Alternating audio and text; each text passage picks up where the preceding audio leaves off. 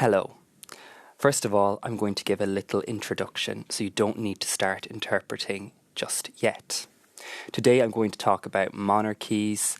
Are they still relevant in this modern age, and the future of monarchies? I'm going to start my speech now. Ladies and gentlemen, today I'm going to broach the subject of monarchies.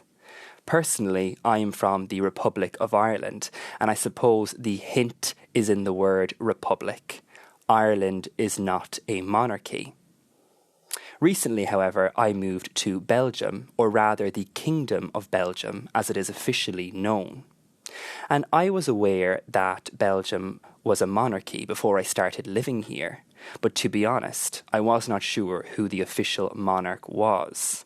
I can tell you now that King Philippe has been the King of the Belgians since 2013. Often when the topic of royals is brought up, we hear the term royal blood, especially when a new baby arrives.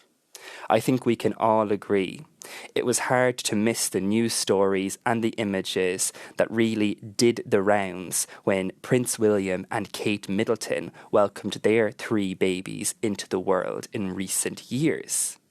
Now, let me emphasise, I have absolutely nothing against these 3 innocent children, but I take issue with this fanciful notion of superior blood. I don't care if somebody is O negative or B positive. I believe that people should be treated equally and that all our new arrivals are important. Really and truly, I find that trend of obsessing over royal babies rather off-putting. The idea of carrying on the tradition of the royal family, is it all not a little archaic? As you might have guessed by now, I'm not particularly a great advocate for monarchies. And now that the cat's out of the bag, let me explain why I'm not so enthusiastic about those who reign supreme in certain countries around the world. Firstly, is it all not a little old-fashioned? Princes and princesses, corsets and crowns. Do coronations and other such ceremonious activities really fit in well with this modern age, the 21st century? Or are these type of things best suited to the likes of fairy tales, perhaps Snow White and the 7 Dwarfs? But I guess that particular queen isn't exactly a poster girl for monarchies. Today, in the real world, I think we need to focus on democracy, equality, and having everybody's voice heard. That includes the voice of common people. That term, commoner, which basically means anybody that does not have royal blood circulating through their veins.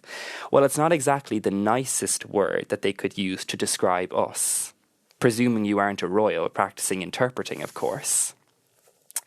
It is a bit ironic, actually, distinguishing between commoners and the aristocracy, when in this day and age, royals are more or less keeping the business of tabloid journalism afloat. Avid readers of the red tops, which are not exactly the highest quality journalism, love the sensational headlines on the latest dispute, the latest scandal in a royal household, be it in the UK, Spain or Belgium, for example. And even in the past, in the if they can't have bread, let them eat cake times in France, or how could we forget King Henry VIII in England, the original ladies' man.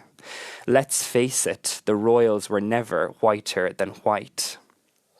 And even in more modern times, in the UK, the scandals about Charles, Diana and Camilla, the media beating to death those stories about Meghan Markle, a mixed-race North American actress joining the royal clan, and most recently that rather controversial story involving Prince Andrew and his connection with Jeffrey Epstein, an infamous American sex offender.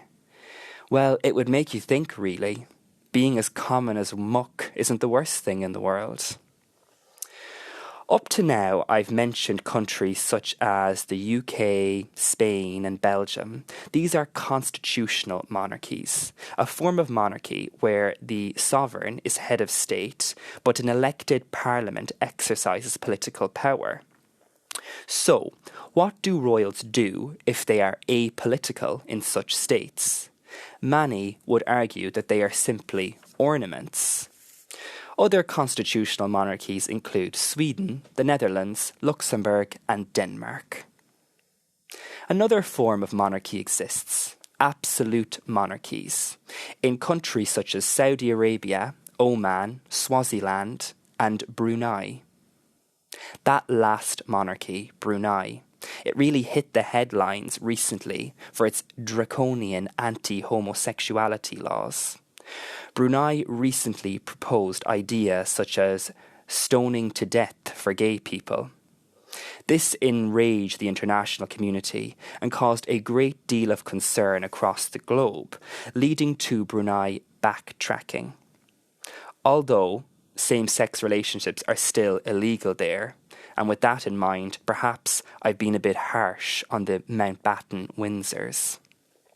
So let's get back to Britain's beloved royal family, where Queen Elizabeth II rules and is rather the darling of the media there, with 86% of UK citizens saying that she's doing a good job. Across the Commonwealth, Queen Elizabeth rules over 16 realms. So, in conclusion, the burning question, are monarchies a thing of the past? Well, in spite of my rather intransigent views, monarchies are still in vogue around the globe. 44 countries have a monarch as head of state, and since the millennium, only 2 royal families have gone out of business, those of Samoa and Nepal.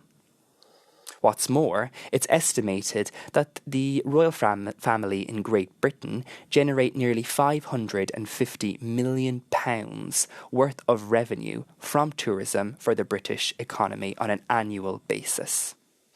So it would appear that monarchies are sticking around for a while, and that many people don't share my views, those of a bewildered commoner.